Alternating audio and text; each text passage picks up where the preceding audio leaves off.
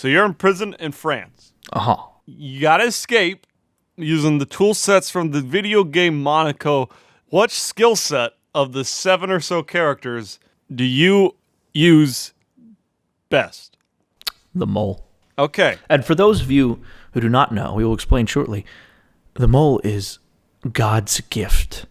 Okay. To me. Now, the problem is you can't dig through walls, though. Yeah, but I have a hammer. All right. Fine. Let's say you have a hammer. Yeah. You still gonna tell me you can dig through a wall with a hammer? It's a special hammer, apparently. But can you? You got a run-of-the-mill Black & Decker hammer. Then I guess I'm chiseling my face in the wall for fun, I guess. You'd stick with the mole, even though it's least advantageous. Which one would you pick? I'd go gentleman. I'd dress as a prison guard, and then I'd be like, I got bamboozled. And then they'd let me out, and I'd run away. I'd scurry away. Yeah, your luck. The one that you disguise as is the one that comes to you and says, "No, wait a minute." Well, I wouldn't be wearing the man's... me. I wouldn't be wearing the man's face. I don't think the gentleman's... Yeah, but don't you think they'd recognize your face? Hard to say. Depends how big this prison is. Or I could go, oh, it's my first day on the job. I got bamboozled. We've all been there. Come on, fellas. They'd laugh at you and they'd say, "Oh, we get it. But the real reason you got to remember why it's smaller prisons is most of the prisoners are out there on the streets. Those mimes, after all. The mime prisoners. They don't talk. They're in invisible cages. They are slaves to the society. They don't need guards because they'll never get out. They'll never get out.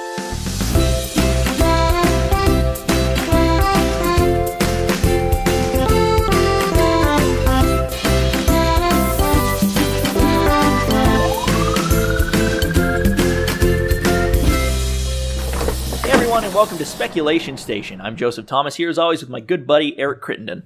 Howdy. On this show, we like to take a video game, be it a series or a single title, and turn it into a movie. But not just any movie. We are shooting for a Rotten Tomato score of 55%. At not the least, good, not bad, just kind of down the middle. We would hope to exceed that, but we gotta ideally, we gotta start somewhere. We're realistic. Today, yeah, my fine feathered friend. Yes. We will be talking about a game that we both really enjoyed for a hot minute and then just kind of forgot about. As with kind of most games we play together. Yeah. Monaco. Oh. Every time I think of French culture, I think of two things. I think of the over-exaggeration of the Monty Python, how they showcase the French. Or I think of Mr. Racism. Bean, where you have an actual French environment with an idiot from the UK. So stereotypes on both ends. Oh, yeah. So what is Monaco, the game, before we get into the story? It's kind of a stealth puzzle game. And the reason why I say puzzle is not necessarily because you're moving blocks or you're sliding things together, but you're given these maze-like environments. And you have different characters that you can play as that have different abilities, i.e. there's one called the Lookout, that can see enemy movement. You've got one called the Locksmith, who can break into locked doors without needing a key, or at least does it faster than everybody else. Yeah. You've got the Pickpocket, who can pick up things from different civilians. And in these huge maze-like environments, your goal usually is to clean out the place, which is getting all of the coins in that level. Then getting the objective, which may be picking up an item, finding a character, killing a character. They vary. And then getting back from where you started or getting to a set escape point. Yeah. So it's level-based kind of thing. Yeah. I like the puzzle the way you called it a puzzle, because it is. I dare not compare to like the modern Hitman games, but it's somewhat similar, where you have the game gives you like these characters, and it's up to you to figure out which ones you want to choose and how you want to use them to complete the level. Unless, of course, you're me, in which you pick the mole, who has a very nice ability to just break through walls. Arguably one of the reasons we stopped playing. I think it's a really fun game. I think it's a really well put together game. And for me personally, it does have replayability if I found other people who were interested. Now, it's not a game, at least in my opinion, I'd go back and play by myself. It's definitely fun with some other people if you're trying to run through it really fast. There's like the game kind of encourages, I guess speed running would be the word. Oh yeah, it's got time trials. Best times of the week, of the day, of the ever. So yeah, it's a cool game. Go play it if you haven't. Anyway, let's talk about the story.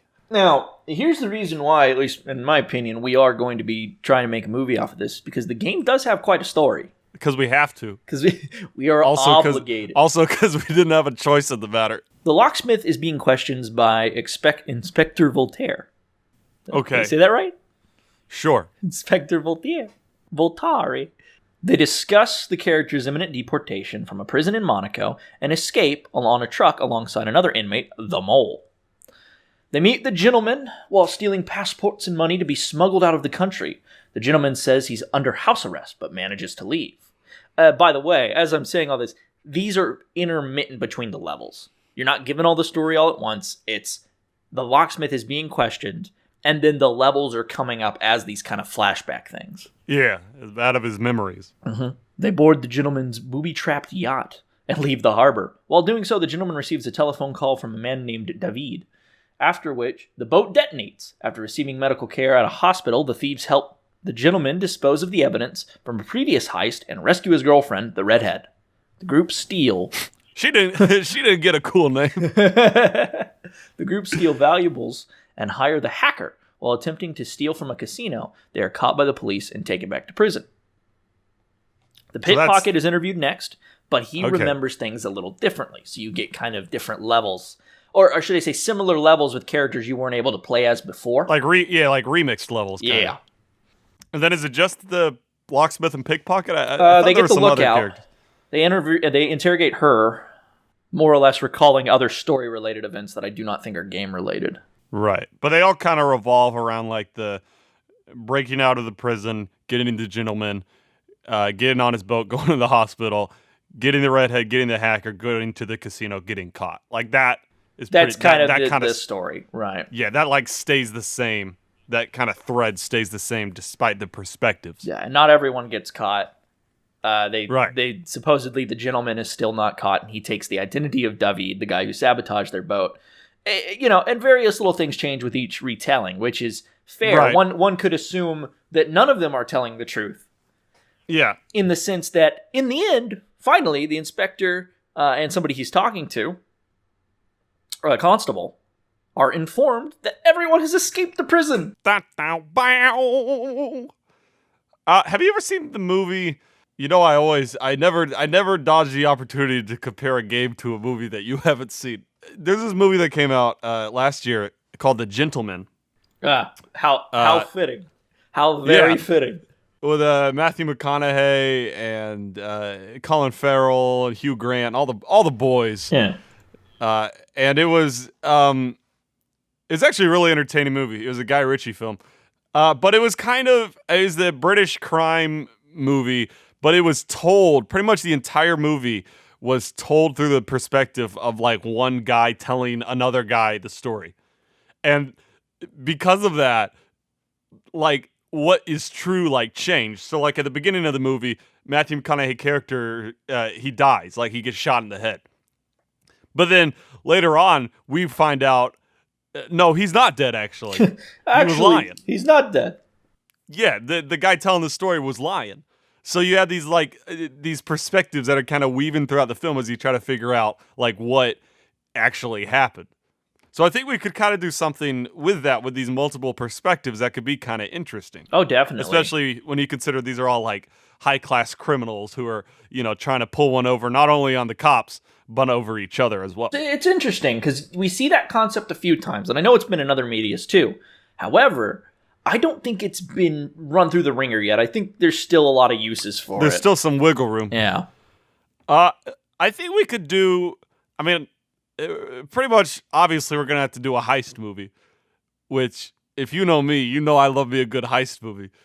I think we should do like a stylish, kind of over-the-top heist movie, like a Edgar Wright or a Guy Ritchie kind of thing, where we like the editing's kind of fancy. You got some like cool bass music while they're walking, like down, like as they're walking around, like heisting stuff. Yeah, and like we have these three perspectives of the locksmith, the pickpocket, and what was the other one? The lookout.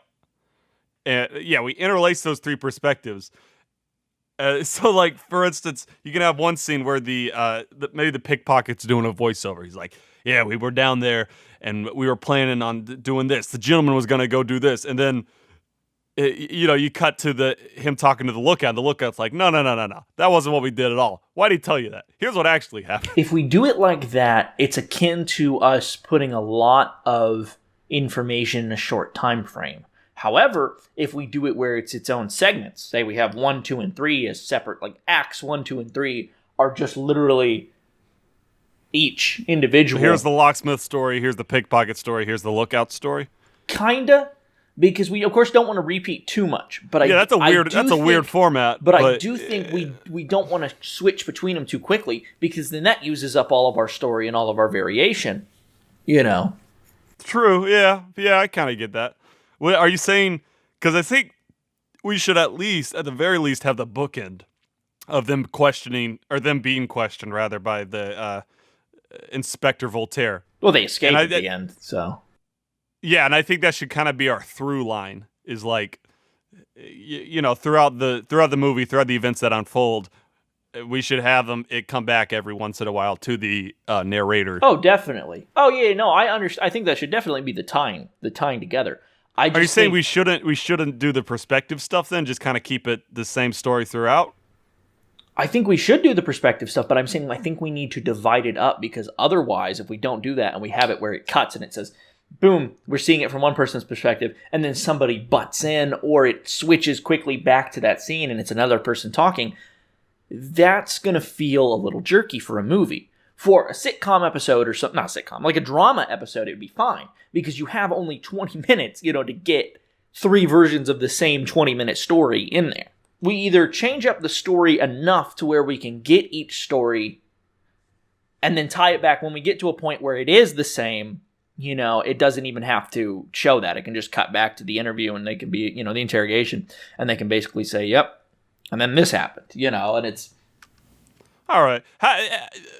I think all right, how about we have the alternate perspectives only on, like, key points? So it's like, maybe Voltaire's questioning him. He's like, oh, well, who grabbed the money from the casino? And the lookout's like, it was me. The pickpocket's like, it was me. They're all like, it's like we can, the screen kind of splits into 3s, and we like see each character kind of picking up the thing to show their perspective. Okay, I like that idea. But like, it doesn't really matter for the actual plot, Oh yeah, and so the important thing is you want it to be that we never know the truth as the audience. I like that.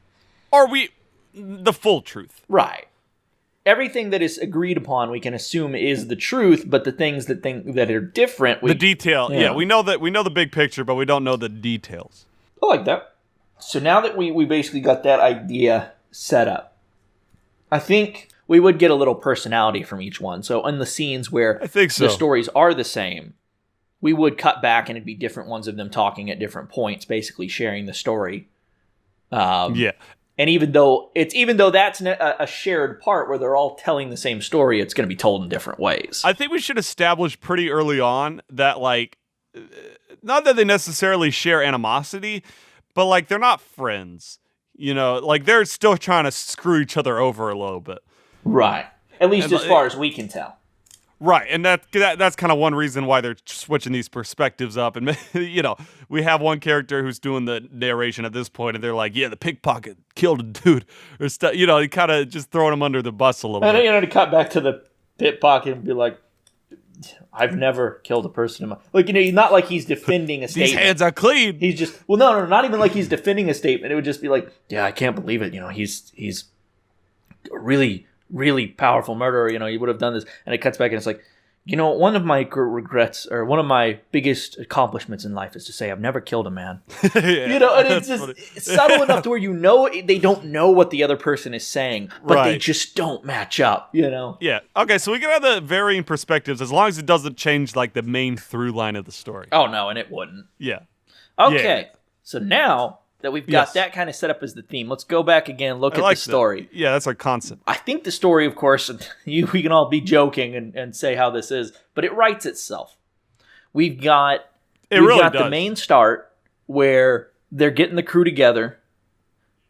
They gather the people, so it's, they get I believe the mole is the one they get out of prison. Yeah. So they're in prison, they get out of prison. Yeah. Back in the day. They get the mole after they leave the prison, or is the mole in the prison with them? I think the mole helps them escape the prison. Okay, that makes sense. He's digging those walls. They go and get the gentleman. Right. And of course, the order in which things can happen, I think we'd start with the way that the game showcases it.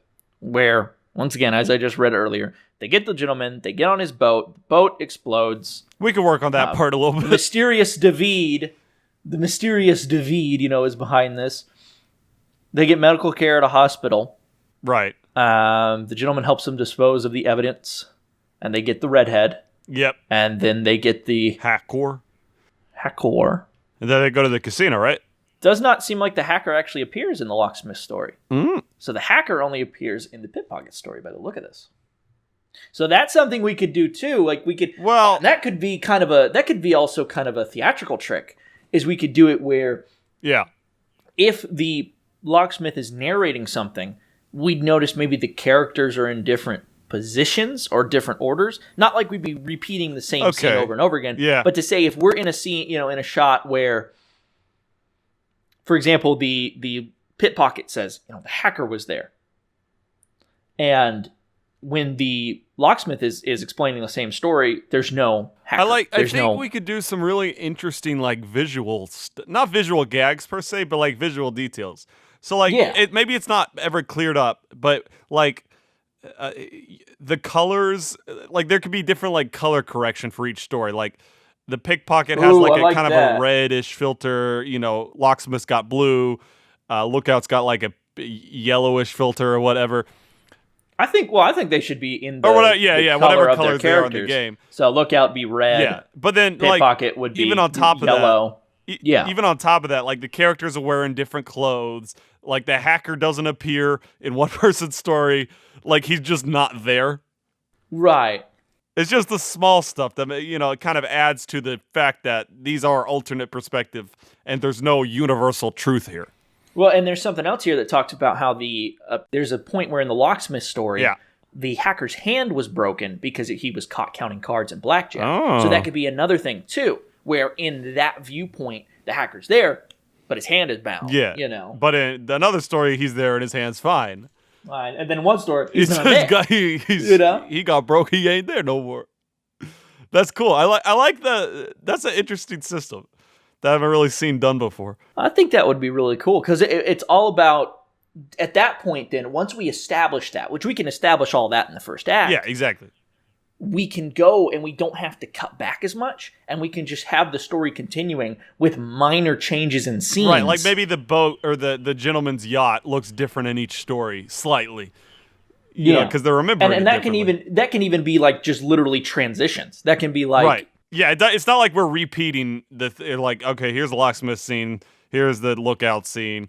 It's just all right, now the lookout tells this part of the story. Next part, you have the pickpocket telling his part of the story.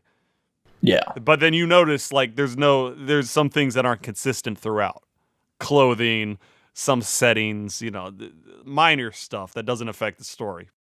I do want to talk about let's talk about the main story. Okay. I guess what we call not the backstory, but the flashback part, the main part of the movie that you just described, where they get the gentleman, they get the redhead hacker, all that stuff. It's fine.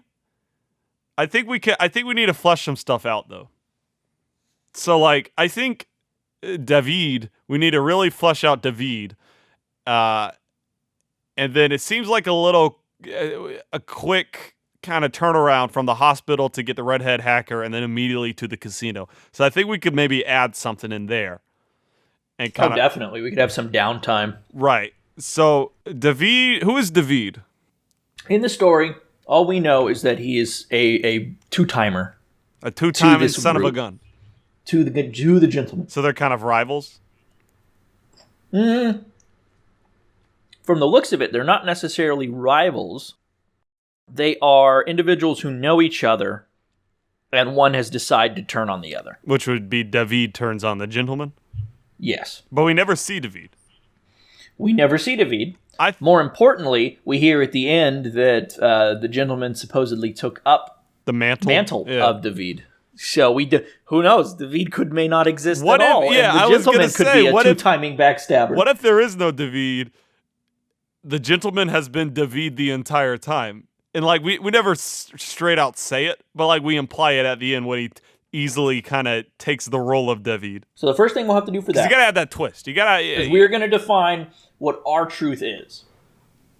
Our truth, this is the truth that is not necessarily into the game's plot, and is not necessarily what the audience will perceive as the truth. Right, but this is what we as the for us writers to work are on. saying. Right. This is not necessarily, because there will be things that we don't even have to define as true. Exactly. But for something like this, we need to go ahead. But the main stuff we need to. Yeah, I agree. So, gentleman is David, Yeah, but of course that's not seen right. really throughout It's the movie. implied. We can imply it maybe not heavily, but we imply it so that eagle-eyed viewers can spot it. Are we going to have any interrogatee That works. be telling more of the truth I than guess. any of the other characters? I don't think so. Like I said earlier, I think it's going to be the main kind of story will be consistent. It's just the tiny details. Okay. So, like, in every story, you know, they get the gentleman, they go to the yacht blows up, hospital, redhead, casino. Okay. Hacker, maybe. Hacker in parentheses. Hackor? Hacker. Hackor? I think that is the universal truth. Like, all that stuff happened. And, like, you know, the constable can kind of, he tracks that, you know. Okay, there was a boat explosion a couple days or weeks ago. You know, they did rob a casino. They did break out of prison. So, like, he knows all this stuff is true. Right.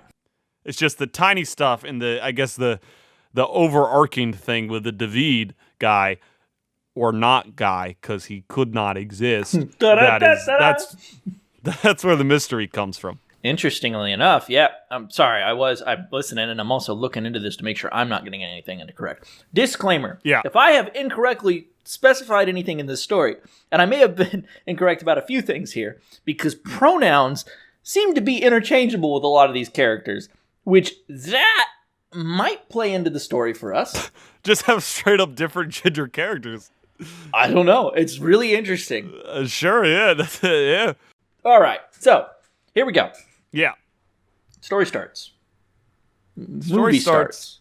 Or what, should we We get the big should we Warner talk Brothers about- shield coming in. Should we talk about if David is the gentleman before we get into the more sequential stuff? I think we can just leave it at that. I think if we know that he's that, Just David is the gentleman. David is the gentleman, and shots are set up in such a way that for other characters, I think we could have one character assume that, because one character looks like they know. One character looks like they say, the pickpocket reveals that the crooks purposely blew up the boat to distract Interpol.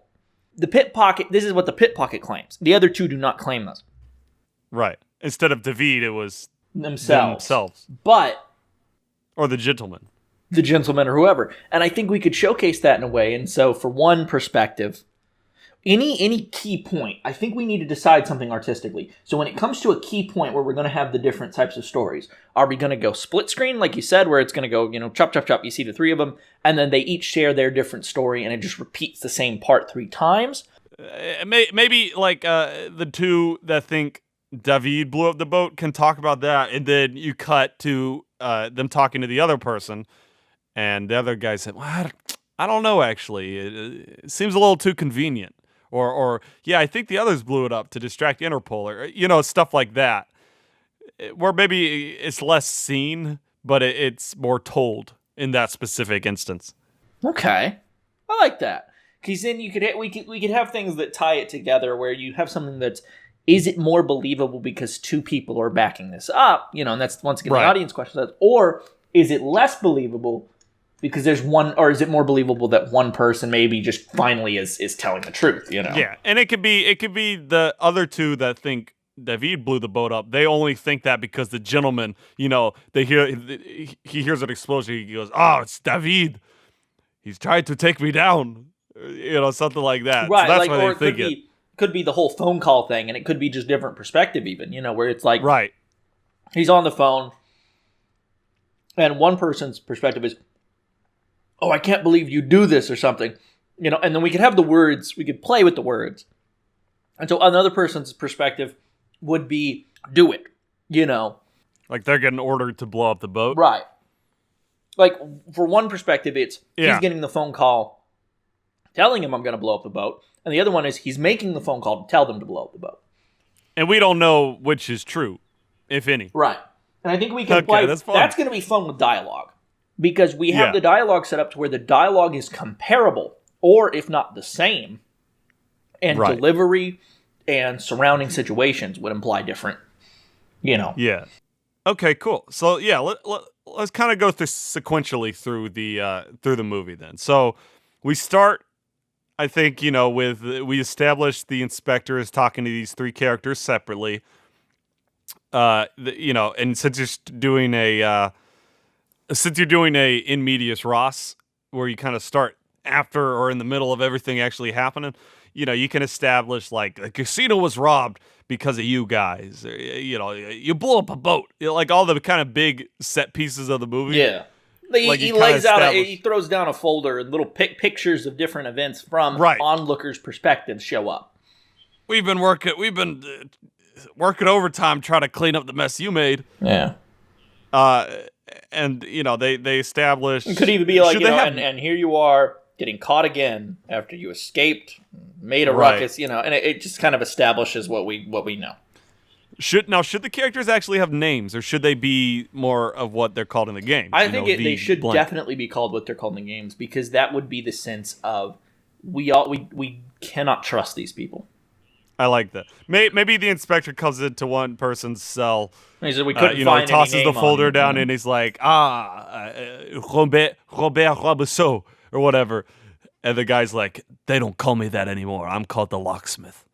Yeah. Or something like that. I think the main character could have a name underneath, but I think the other characters, they would know nothing about, and that could be kind of the thing, is all these names are used because they don't really know each other.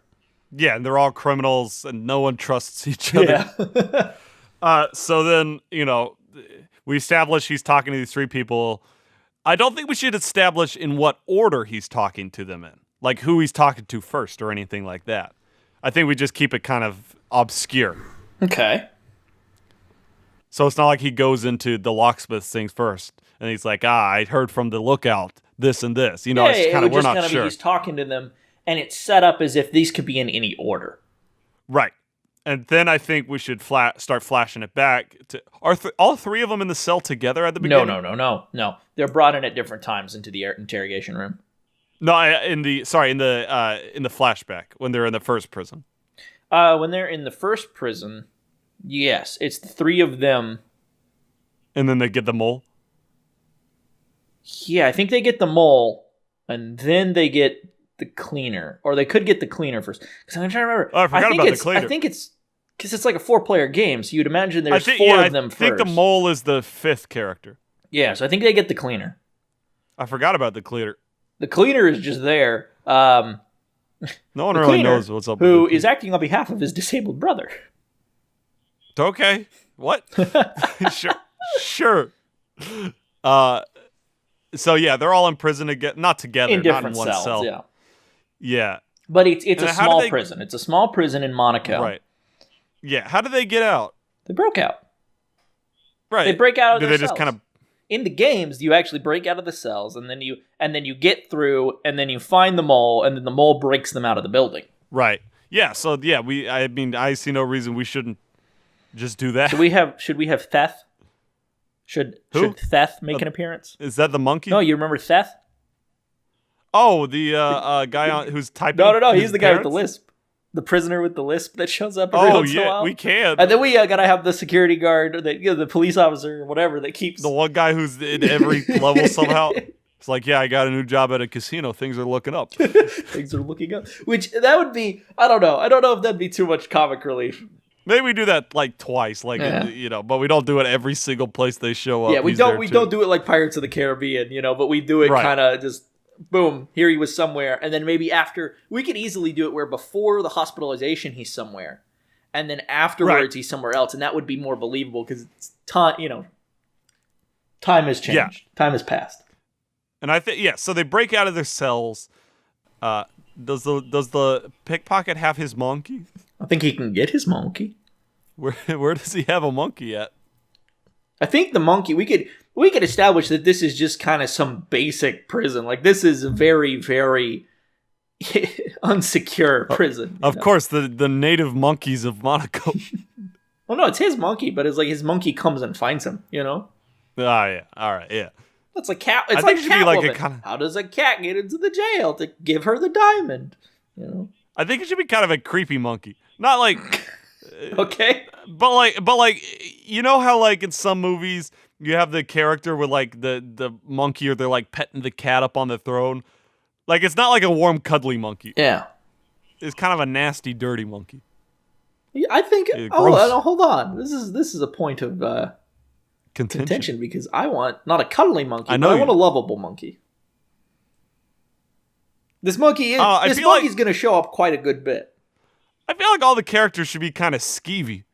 What if in the pickpocket's perspective, the monkey is nice? I like that. The monkey's big, cuddly. Well, big, you know, he looks like the way monkeys look in the movies nowadays. You know, where he's like, it's a trained, you know, monkey, and he's like looking cute and he looks normal. And then in like, the other one, he's dancing on the floor. yeah. But then Or the other he shows more perspective is- emotion. Let's say that he shows more Yeah. emotion, so he can be he's scared or he's he's being sneaky. I like that. That's And then smart, in the other people's perspective, it's just It's this this raggedy nasty, monkey, creepy monkey, like hanging from the ceiling. Like, always scaring them. You know, just right. That's I fun. do like that. So they get out of prison, or they get out of their cells rather, and they try to get the mole. Is that what happens? Because they're like, Yeah, they we got out of get our the cells. mole. I think the mole comes to their aid. Oh, okay. I But it's like think. we got out of our cells, but to get out of the prison, we're gonna need this guy's help, Yeah. or this girl, or who, I don't know. So they get the mole. Yeah. They use the mole. Not like in the sense of abuse, but they use the mole because the mole has this ability. No one was thinking that. And then they have to get passports and money From the to get out. from the prison, No, because they or from the because remember gentleman? they get on That's a from the boat. gentleman. Once they get out of the prison, they get on a boat and get back to the mainland. Yeah, they get on like a tiny little like boat, right? Yeah. And yeah, one of them should be like, yeah. So I have this guy. I know this guy called the gentleman, and you know that could be kind of into the next scene. And then the other guys could be like, yeah, the pickpocket knew this guy called the gentleman. Yeah, and Real shady character, if you ask. right. And it's like he was under house arrest. So this was already looking like it was off to a bad start. Right. Should we go kind of like the games do, like literally set piece to set piece, or should they have like a base? I'm trying to I don't think of they some should places. because the whole game does establish that they are not as well organized as one would assume. And they're always on the They're run. always on the run. Now that doesn't mean we can't have downtimes, but there is no single place that they go back to. Right. So our downtime can literally be like in between. I think the downtime could go back to the Heist interrogation room. I was thinking more downtime for the actual characters in the, I guess, the backstory, where it's like, you have, like they're on the boat, and then they're kind of establishing their characters. Like, they're like, why are you here? They're talking to the cleaner. It's like, I'm my disabled brother. Something like where you can like start establishing the characters outside of the narrator's perspective. I only have one thing against that. Sure. Why would this information be spilled in the interrogation room? We have to assume that almost everything that is being shared, for the most That's a part, good point. is connected back to the interrogation. If that's the case, I that's think true. we That's a can good do point. that, but then we need to make it so that any development that happens can be challenged. So, for example, Okay. of course, even in the game, it does say, it says that the pickpocket. No, not the pickpocket. Sorry. Says that the lookout basically explains what's going on with the cleaner. And so if we have it from that perspective where the lookout says something, we could have it where it's contested by another character's backstory. Just like, well, he just seems like a filthy guy. He just kills to kill. Or something. I like That's that. the thrill of it. So are you saying We can have the downtime for sure, but it needs to be something where if any character development happens, it can be contested or it can be thrown away as just a complete lie, I'm just trying to... I don't have a problem with that. It just... So, like, kind of give me specifically kind of break it down for me. Like, they escape from the prison. They're on the boat. They're headed to mainland France. And so, or mainland and Monaco. let's say Locksmith, Yeah. Locksmith kind of looking down, looks up, sees the cleaner. Cleaner is just kind of dead, 100-yard stare over the ocean. He's got dead eyes. And so leans over to the lookout and says, what's his deal? And the lookout's like, oh, he's this, he was put in prison because of this. We can make up, some reason if there isn't one given in the game. And it says he's acting on behalf of his disabled brother. And they're just kind of like, oh. And then it would go to the pit pocket, and you would see the pit pocket, the colors would change slightly. So we don't even go back to the interrogation room. During the downtime, we can just do these subtle changes. So the subtly changes to yellow. We got this yellow view now, and the pit pocket looks up. And then we hear the voiceover, and he's like, and this guy, I never understood anything about him. I think he just kills for the thrill of it. No one ever shared his story. No one told us why, kind of thing. You have the voiceover. You hear the interrogation, the Voltaire talking to he another character. He's like, so tell me about the cleaner. And the guy said, I don't know nothing about him. Yeah, I like that. He didn't talk much. He's kind of a creep, kind of an unsettling guy. Okay. Well, I'm totally cool with that. I like that a lot. So that's kind of, we don't even really have characters then, in so much that they're more like actors, big mystery people. Like, they don't have character arcs, really. They don't have names. They don't have, I guess they do have emotions, but like, none of that really matters. I think they'll have some arc, and it's not an arc in the sense of they get better. It's an arc in the sense of they start forming these bonds, but the closer we get to the end of the film, we realize these bonds are almost nothing. Or they're just bonding to screw over each other as soon as possible. And then as soon as we get to the very end, it's revealed, they were bonding together to screw over the inspector and to get out, Right. Okay. Keeping the audience on their toes. Yeah, the audience needs to feel the most distrust ever throughout this movie, where it's like, I don't believe any of these guys, but this is entertaining. Okay, so they're on the boat, they drive out, they go to the gentleman's house, and then should they, in like classic Ocean's 11 or whatever, and choose your heist movie, should they unfurl the blueprints of the house and you go, all right, well, the gentleman has to be up here, so we'll go in from here and do all that? I think. Or should it just kind of be more improvised? We could when the gentleman comes on, I think then it gets a little more organized. Right, because he's got the resources, he's got the money, he's got the plan. It's his plan. But he is extremely shady. He is like, he's cool, he's old, so there's he's always in shadow. We can have this viewpoint where, say, like somebody like the Pit Pocket trusts him more. And so when he's seen through that side of the story, it's more he's more collected, more calm. And I like what if literally whoever trusts him the least, the one who thinks he's David, he's literally his face is in shadow. Ooh, but for the one who knows him, he's well lit, you can see his face. So they go to the house. Is the gentleman the one who can disguise as other people? Yes. Okay, so we won't have them pretending to be anyone else until they get the gentleman. Yeah, I think they can sneak through. They're not focusing on. Maybe they're focusing on stealth, and the cleaner knocks one of the guards out, and they're like, "Oh, I think we gotta get through here." I think we should kind of emphasize what they do. Maybe the pickpockets and the monkey are they see something shiny, they go, "Ooh," and they kind of break off from the group. Yeah, and that's also really reminiscent of the game, because anytime we played with more than just us. Yeah. So I think we played with one of our friends once. It was just everybody just kind of does their own thing. Even if you know what the goal is, you're still trying to get the most coins. Get all the money. You're trying to do all this. Yeah, exactly. Yeah. And then I'm just killing everybody. Yeah, you're just doing the worst stuff ever. I think we should definitely have a scene where a guard gets his skin shot off, and then another guard comes up and wakes him up. Maybe not. He stomps in the man jelly. You hear that weird squishing sound. That does bring up a good question, though. Should we bring... We kind of forgot to talk about one of the main mechanics where you have these weapons and you have these tools.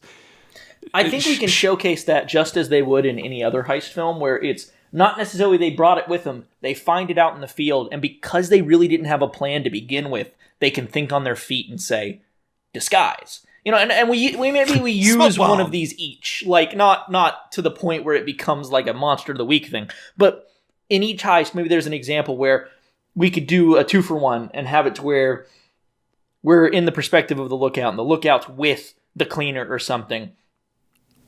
Yeah. And they're like, and the cleaner, just snaps somebody's neck, so the or whatever, and the lookout looks over and there's a shotgun on the wall, and it just kind of sighs and just like, all right, and then I guess we're doing it like this. We cut back, and it's the, say it's the gentleman and the whoever, and the gentleman opens up his closet and says, I've got some disguises, and I'd be like, okay, like there, you see that there's kind of this separation, not only in the storytelling, but in how they're dealing with the situations.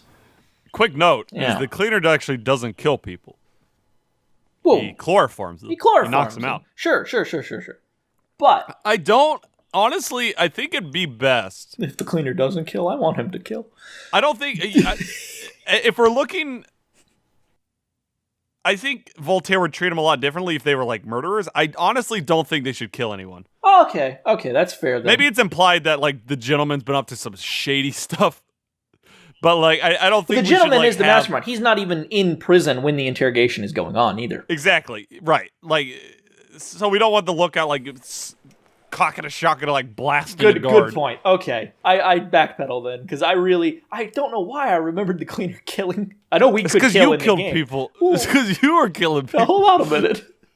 I think maybe we should have a scene where like they do a little less subtle sneaking, like they just like go in full assault, but they have like rubber shotguns or something. Well, we could do that. We could do something like that where it's like, ooh. We could say they find a shotgun, and maybe there's the intent, like if this is the only way, and then they shoot it, and it's like, what? And it's like, oh, it's like a rubber bullet or something. And we could even, I hate to say it, not to make that joke about Europe, but it could be like, oh yeah, it's the police, and it's like a rubber, assault. It's just riot weapons, All right, so they go to the gentleman's house. They kind of sneak through. They rescue him. Should they like? I think it'd be funny, maybe on that scene in particular, to kind of establish a before and after of before they have the gentleman on their side and after, where it's like, it's really messy. Yeah. Like, it's when you and I play Monaco. Like, we're getting alerted. We're alerting all the guards, and we're, like, knocking them out real bad. Yeah. And, like, it's just a trail of unconscious bodies. Then once they get the gentleman... From then on, it's, like, a lot more professional.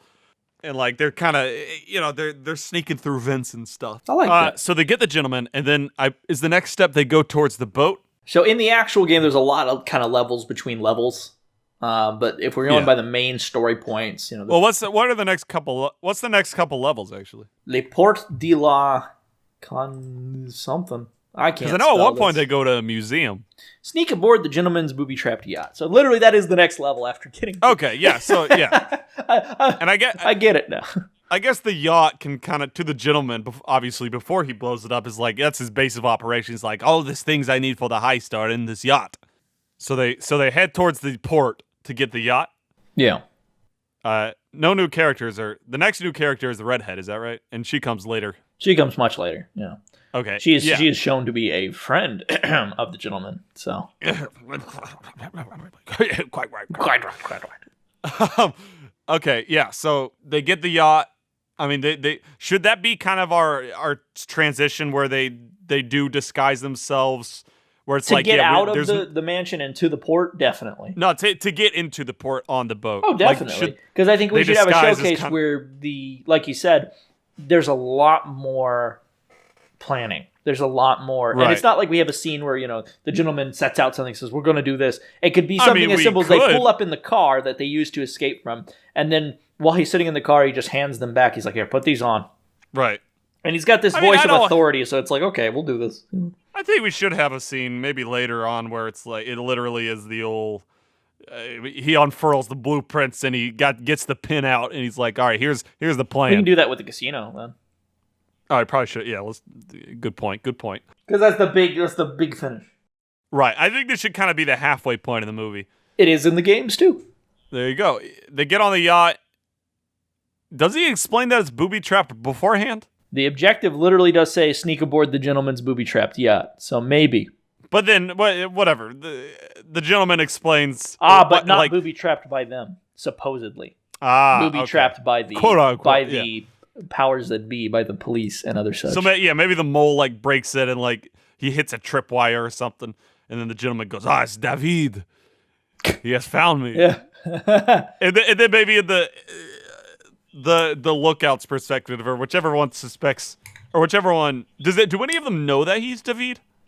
No, I don't think so. I think it should be a level where somebody, some people do care. Like they're like, why would he trick us if he is, or whatever, blah blah blah. Right. But then maybe like the pickpocket would be like, it sounded like he was talking to himself. I really didn't care, and it's like you get this difference where we don't actually know if they know or not, but at least one of them doesn't care, and the other ones are offended. Right. So we don't have a scene where like the gentleman has one of them like set up the booby traps or anything. No, I don't think so. Okay, yeah. So no, they're not like his accomplice. I don't know if don't care. I think maybe suspects. I don't know. I feel like if somebody who knows of the gentleman is not really going to be too concerned, because you could even make this statement of like, yeah, it may be shady, but I've gotten out of things like this before, with him going above us. Right, and maybe the I guess overarching motive was like to get an insurance payout or something that they can fund the heist or whatever. Whatever you want to it was to get the police off their trail. That's better. That makes more sense than the insurance payment. But are you wait, okay? why did they go to the Are you okay? Do you want to commit insurance fraud? My name's Tax Fraud Eric. Oh, see, we had Cool Eric. Now we got Tax. I've been dodging the IRS since day one. I came out dodging. That would be out of my mother's womb. Dodging the IRS. They said, sign here. I said, let's get that fingerprint. No! I won't let you. I grew devil wings out of my back and flapped out of that hospital. They said, that's the fifth time that's happened this week. Maybe we're doing something wrong. Something's going on here. So why did they go to the hospital then? Because they just got blown up. Right. Sorry. No, you're right. You're good. I get it. Because you're thinking, if they had a plan, why would they let this happen? That's exactly. If this was the gentleman's plan, why would he blow him up? Plan. They do not have the plan. He's ruthless. Are all of them like in the hospital? Yeah. Like wounded and stuff? Quote unquote. Once again, this is a point where we could say, it could be like, from one perspective, they're all just absolutely mangled in bandages, and like in the hospital. And then the other one, even the monkey. Somebody, yeah. And then somebody else would say, well, it wasn't really that bad. And it's just kind of, they're in like cast, one of them's in a cast, the other one's got some bandages. Like, that sucks. Right. That once again brings into question, it's not the fact that at that point any one of them is necessarily lying, it's just how they perceived it. Right. Because everybody perceives trauma differently. Yeah. I think the gentleman in all three should be unharmed. Okay. Like, he was in the center of the explosion. Well, I think it appeared. We could have it to where he, in one of the perspectives, he kind of seems harmed, but like in the other two, he's not. He's just completely unfazed. Yeah. And then he's like, all right, we got to go get the redhead. They're going back to dispose of the evidence of the previous heist and in turn rescue the redhead. Okay. So that's a thing related to strictly the gentleman. He's like, okay, I'll help you with this next heist that y'all are planning. I'll give you your funding. But before I give you your passports and your money, you've got to help me with this. So what heist are we talking about then? The gentleman's previous heist. Like before he got on house arrest? Yes. The one that put him on house arrest, and he has to clean this up so that if now they're going to straight up go investigate since he's no longer there, So he's got to make sure that they don't find anything. Then we should probably set that up a little bit at the beginning. Like maybe when they're on the boat first talking about the gentleman. The gentleman, like you can have like a flashback within the flashback of the gentleman like heisting and getting caught. I don't even think we have to go that far. I think we could just describe it. We could just say, I guess that's fine. Yeah, we could just say, he messed up on his last case. And it's, what was the last case? And it's like, no one knows. And then the gentleman would be the one actually explaining that to them when they're in the hospital. And they'd be like, okay, well, what did happen? And maybe there's this moment where he's kind of thinking, he's like, okay. And then he tells them, and then you have to, of course, as the audience, decide, wait a minute, is this true? Yeah. Don't trust anybody. I'll do it. So where is the redhead? Let's see if the dialogue has anything to say here. Locksmith, but none of us expected the 3 days. The gentleman's girlfriend, we'd be picking up the gentleman's girlfriend from a nightclub while she stood she stood over David's corpse. Interesting. But maybe you never see the corpse. Right. Like, it's a nightclub, of course. And it would be like, okay, you got to get out of there. So I just think maybe committed an act, and so they're rescuing her from. I think maybe she's been kind of running the gentleman's empire while he's been on house arrest. I like that. Like, maybe the nightclub is kind of his money laundering scheme. That could work. Or where he keeps all the money and stuff. Where he keeps all the hot redheads. Yeah, None so for she's like queen. She's Queen Bee up in there. None for me. Not for me. She's, you kind of get the fact that she's got like power over. Okay, I think that she can be rescued in the sense of, instead of having to be interrogated and pulled through all this junk, right? Because a crime just happened, they go in and get her out of there. I like that. Like, she's not necessarily about to be arrested, but she's like, they had just arrived on the scene. Or maybe it could be like David's men are on the way to like kill her or kidnap her or something. And, secretly the gentleman like hired some goons to make it look like that was happening. Ah, that'd be interesting. You can play with that. So like, they have to sneak around with her while these guys with guns like bust in and like start shooting like the ceiling and like scaring people. Interesting note. After the hospital, yeah, they go to Securitech Corp, which in, I believe, the Pickpocket's perspective is where the hacker is, but in the Locksmith story, they go there to erase their any sign of their information. Okay. Their traces, pretty much. Right. Gotcha.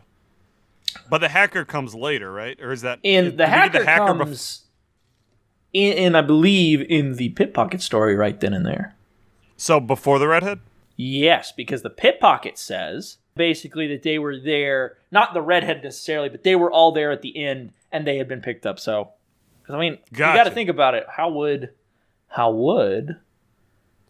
they erase information? They're not smarties with the computers. They need the hacker. They would need the hacker.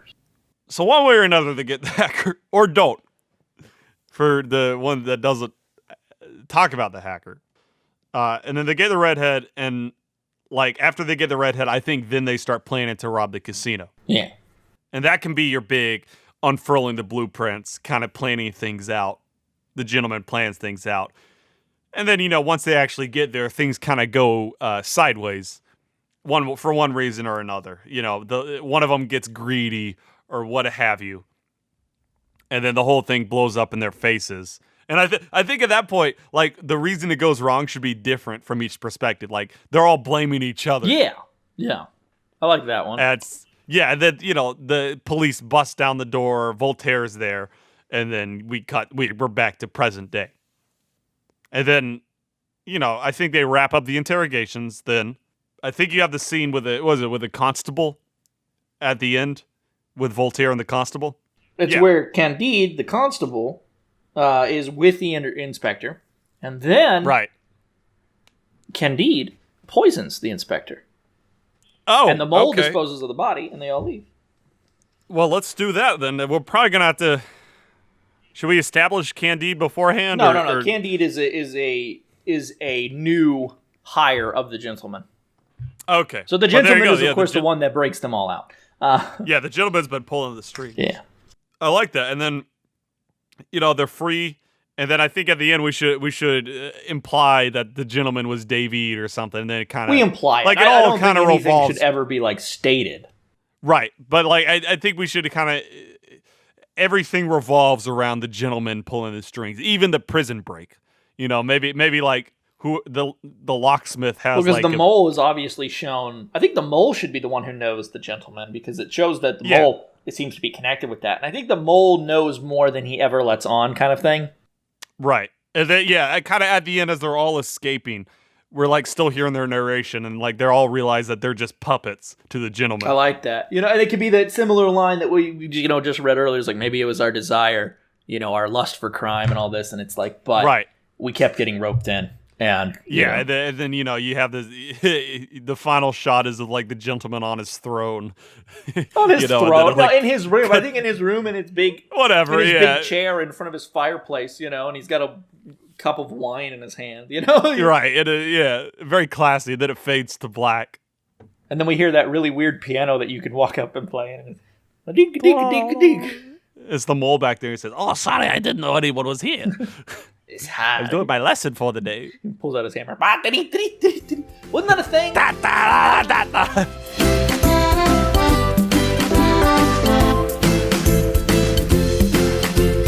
So that's the Monaco movie. I like it. It's very much just a retelling of the game, but I think the game, this was an easy is one. Story heavy enough where it works. It's fine.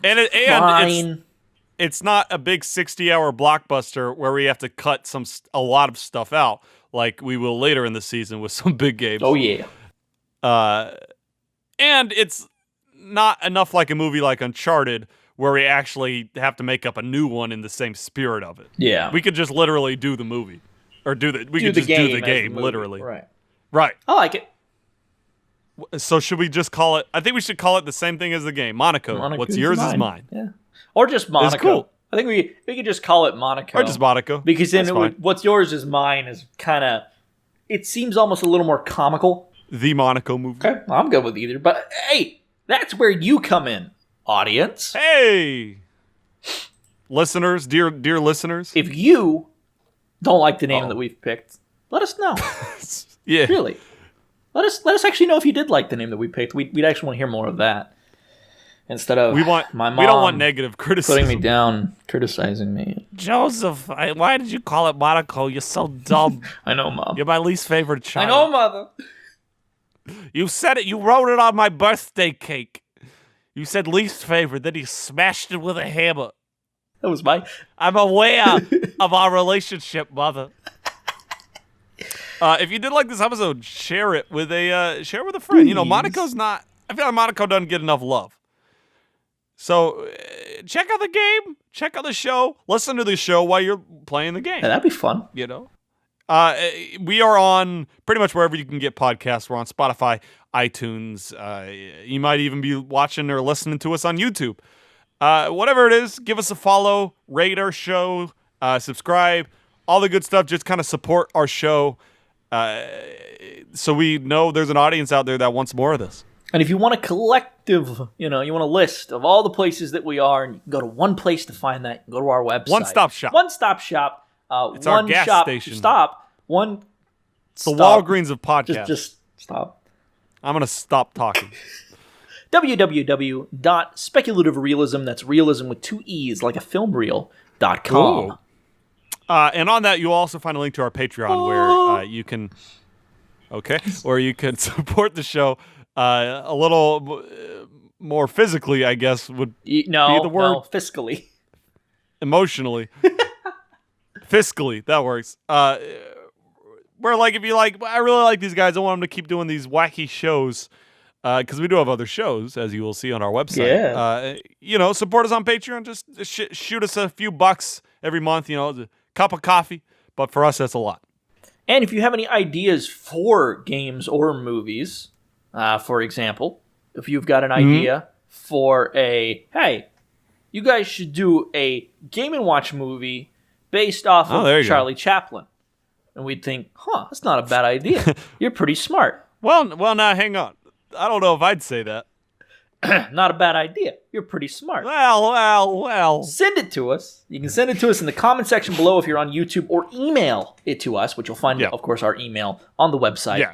And it's just speculativerealism@gmail.com. Pretty easy. That's realism with 2 E's, like a film reel. Realism with 2 E's, like a film reel. Yeah. They get it.